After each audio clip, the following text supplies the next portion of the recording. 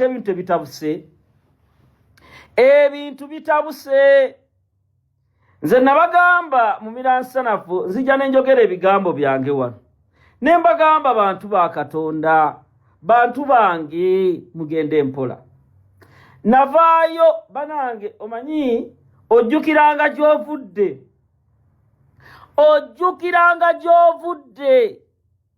n'omanya nava bisanje Masaka nze mu miransanafu ennaku yange nga ngimanyi General Frank Kabuz sharinga video kwange ekiri ewa Right Honorable Mathias Mpuuga kikaabya ebintu bye baali balina okukola mu kusooka ebintu bye balina okukola nga basabiddwa bajjukira okubikola ng'ennaku ziweddeyo.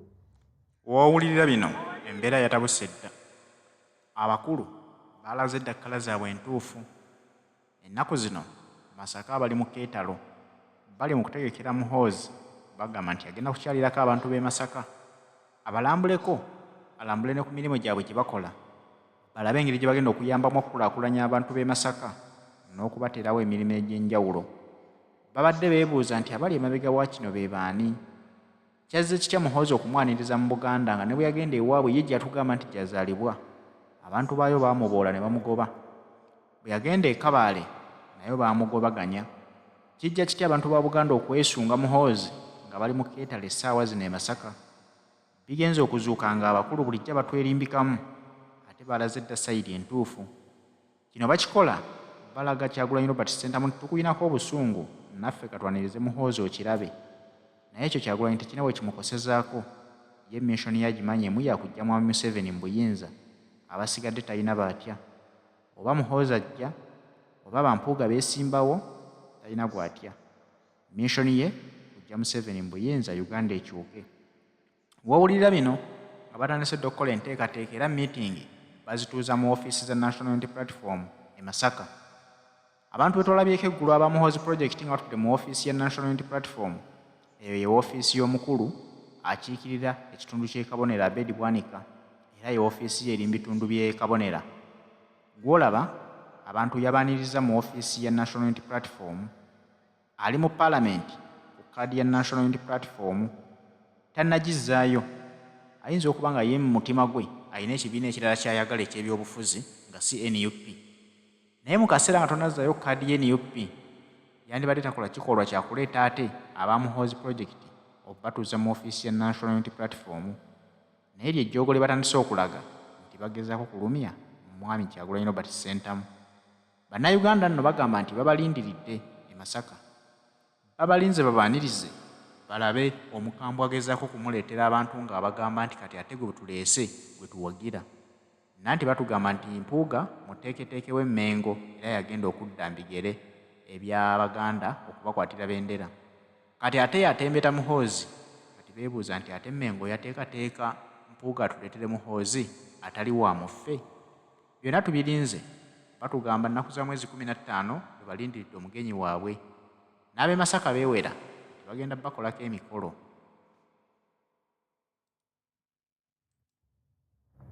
Omanyi mukulu Mathias Mpuuga asamba nagamba nenkugamba mukulu Mpuuga Bobi Wine temugenda kumutegeera nembagamba Abed Bwanika temugenda kutegeera Kyagulanyi ne mudda mu kwesika mumanyi mwe abalina abakooti za Kisekwa mumanyi mwe abalina abasawo Abaganda mumanyi mwe bakatuliki abasinga mumanyi mwe abamanyi ba imaamu mumanyi mwe ab'ekitalo nakugamba Mpuuga komye ejjaliri nengamba Matayo Mathias Mpuuga komye ejjaliri nenyumiza Mpuuga nemugamba Mathias Mpuuga mu Bayibuli omusajja gwe bayita Sawulo yali wajjaliri Sawulo yali wajjaliri naawe nenkikulabula ejjaliri ng'alina Sawulo kwosanga ogamba nga Sawulo atambula akaga sikwatwako n'antagambwako amaanyi mangi. Kabaka Sawulo Katonda yamutegeeza ebigambo bino ngenda bansindika mu lutalo Sawulo nga nkozesa amaanyi n'ekitala kyange kijja kuba kyekitala kyo. Wulira Mathiasi Mpuuga, ogenda lwanyisa Abafirisuuti obategeeza ebigambo bino wammanga, naye nkwegayiridde Sawulo mu lutalo olwo tojjangayo munyago gwonna. Katonda ng'agamba Sawulo amusindika mu Bafirisuuti, tojjangayo munyago gwonna. Kabaka Sawulo n'agenda mu lutalo. Abasajja be yali agenda okulwanyisa Sawulo nga balinga Goliyasi, nga bawagguufu banene nga bwe tulaba olwaleero Abasudani. Sawulo bwe yagenda okulwana olutalo, kuba yali ayiddwako amafuta ga Katonda, olutalo yaluwangula. N'akwata abasajja oba n'akwata agasajja gabiri n'agalijja emiguwa, n'agamba ago tugazzeeyo. Era bwe yagatwala agasajja abiri n'akwata n'ekiriga. Sawulo n'ava ku ndagaano Katonda gye yali yamugamba, n'amugamba nti Sawulo tojjangayo munyago gwonna gye nkusindise. N'aleeta ebikompe eby'Abafirisuuti. Sawulo yajja n'ebikompe by'Abafirisuuti. Wuliriza Mathiasi Mpuuga. Bwe yaleeta ebikompe by'Abafirisuuti n'ekiriga, ekawungeezi baba batudde awo ekavule, nga bali kavule batudde. Laba ekiriga bwe kikaaba me. Katonda n'abuuza Sawulo, biki ebyo ebikaabira emmanju? Mukama Katonda bwe yawulira aba akyali awo, alaba ebisajja bibiri babirizza emmanju, agenda okulaba n'ebikompe. N'abuuza Sawulo, ate biki bye ndaba? Sawulo n'agamba nti, Mukama wange, naleese akabonero okulaga nti twawangudde. N'amugamba, bwe nali nkutuma twakola ndagaano ki? N'agamba tojjaayo munyago gwonna. Kaakati bwe yajjayo omunyago, n'agamba Sawulo, wakoze ensobi, n'ova ku ndagaano. Mathiasi Mpuuga, n'ova ku ndagaano. Jjukira twakola endagaano n'abantu. Kyagulanyi agenda okutunula ng'amugamba Mpuuga, Mathiasi Matayo, nagamba nkusindika mu Paalamenti, tokwatanga ku ssente y'ekibi. Ekikolwa kye yakola Sawulo, Katonda yamugamba bw'ati, ekikolwa ky'okoze kigenda kufuuka ekitala mu mbiriizi zammwe wakati n'amawanga gonna, olubeerera lwonna. Kubanga Sawulo yava ku ndagaano n'okutuusa kati Abafirisuuti beeruma n'Abafiripiini. Lwakuva ku ndagaano, olutalo lw'amawanga weeruli. Kati vidiyo entuufu keetandike. Mukulu Mpuuga, message ogifunye bulungi. Mpuuga n'atagambwako, akyawa okubuulirirwa, akyawa n'okumanya. Omanyi Mpuuga walijjukidde muganda wange Kyagulanyi Robert Ssentamu, president wa Uganda, n'obukulembeze bwa NUP bwakuyita nga tebayise nneeke, nga tebayise bantu balala ba junior gundi abali ku nneeke. Nojja n'okkiriza nti ssente wazijjayo ne weetonda n'ogamba tubimalira awo. Olw'okuba Kyagulanyi alina endagaano gye yakola n'abantu. Kyagulanyi tali yekka, takozesa maanyi ge nga ye. Alina amaanyi g'abantu n'amaanyi g'obwakatonda. Mathiasi Mpuuga wafukamira mu meeting n'ogamba Bobi nsonyiwa. Ekiro ekyo n'ofuna abanene ne bamukubira n'abagamba twakola endagaano n'abantu. Kaakati njagala tuwulirize vidiyo eno. Ennaku baamugamba nawe akaneebuuze ku famire yange ne bamuwa obudde essaawa 24. Bamuwadde essaawa 7. No, bamuwadde ennaku 7. N'ajeema. kati bagenda otuuka bawulira kibatuddemu baagala bajje beetonde mukama wange tusonyiwe tukole bwe tuti bino si byakolanga Samona kati vidiyo entuufu Mpuuga njagala ojje ngenda baabya President Kyagulanyi bino nze agenda obyogeranga mu Miransanafu bano abasajja baakutunda dda bano abasajja baakulyamu dda olukwe babadde mu mission waliwo mission gye baakola Seggona mu kalulu akawedde mu musango baalya ssente ku musango ogw'Abannayuganda ng'abaana bafiiridde mu struggle ng'abaana batulugunyiziddwa abo basajja baalya ssente mission zonna nzinawuliriza bulungi omutango ogukwata ba Edi Mutwe Nubianili ne tiimu ekalangala Mpuuga wali ocommunicatinga nani video audio nziresi njagala ensetegeere wano wetuli tetuli mu byakusaaga bano babikka bitiibwa byabwe nga bali mu kutufugisa mu nfuga ey'obumbula kati njagala buli kirerya ensi ekitegeere Matayo Mathias Mpuuga ojjukira bulungi olunaku nze nali mu kkomera obudde obwo kwannamala emyezi 8 mu budde bwa kalulu Mathias Mpuuga gwe deputy president owa Robert Kyagulanyi Center president wa Uganda mu Buganda gwe yategeka entambula y'omukulembeze Robert Kyagulanyi Center ogende kalangala wajja kikeerezi naye ng'olina communication amanya gonna abo be mwali mulowooza nti bayinza otteekawo embeera ng'akalulu kawedde gwe yalistinga nti ono bamuyita Nubianili Ali Bukens ono ye Bobby Young alias Agaba ono ye Sky Soldier era bw'okwata ono Bobi Wine oba omukkakanyiza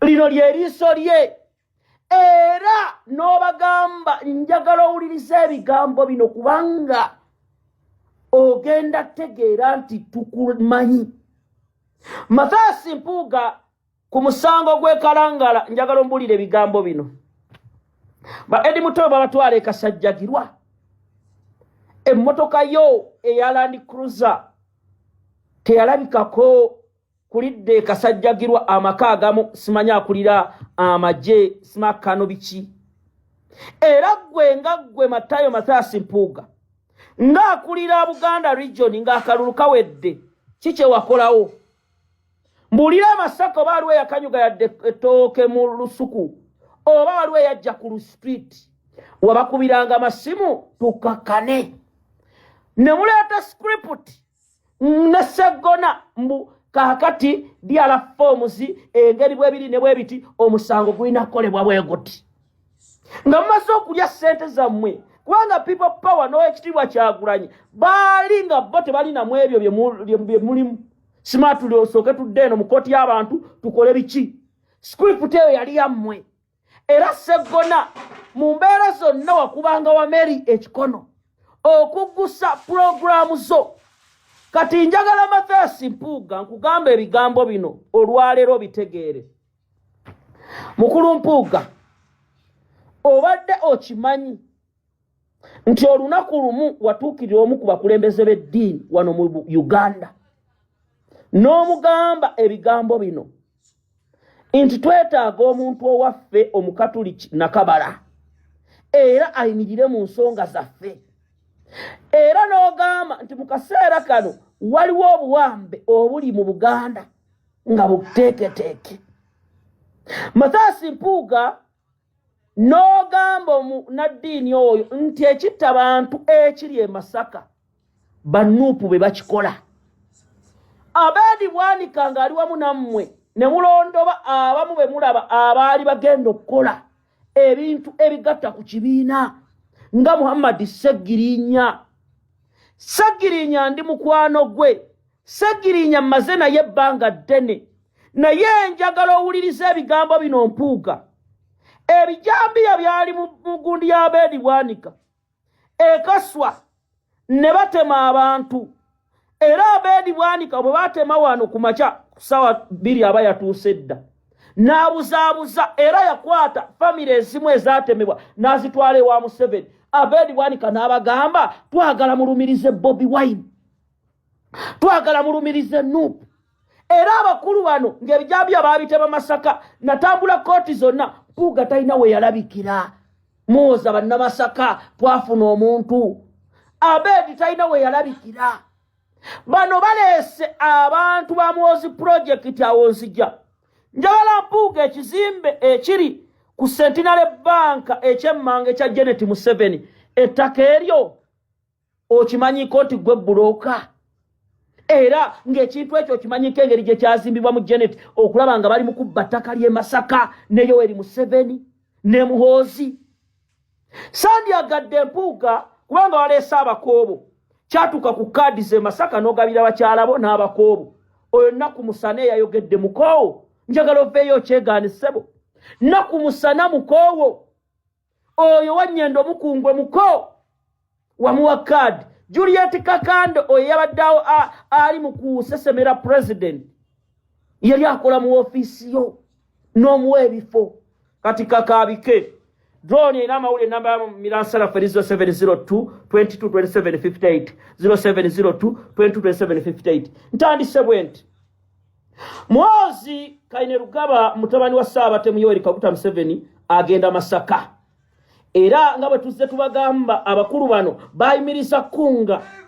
mu kaseera nga bategedde Muhoozi ajja Masaka Masasi Mpuuga nafuna biliyoni 2 ne Abed Bwanika ne batandika kubanga Abed structures za Nuupu Masaka sizekakasa Abed yaddira aba DP block n'abakabiina ke najja n'abayingiza n'abagamba mubeereeyo enkuba bw'enaakyambulera tujja gijjako tudde mu kasiisira kaffe Muhoozi project ye Masaka abakulu bano ne bagenda ne bafuna bakansala be baaleeta nga balina ekigendeerwa kyabwe ne bavaayo ne batunula mu kamera ne bagamba nti bagenda kwegatta ku Muhoozi munange abakulu bano babadde mu meeting ekiro ekikesezza olwaleero meeting eno yatudde ku Maria Flow Hotel meeting eno yamaze essaawa 3 nga mulimu abantu bano Toyota Franka Gashumba Kabanda Aruna Kasolo nemberamu n'abantu aba Muhoozi project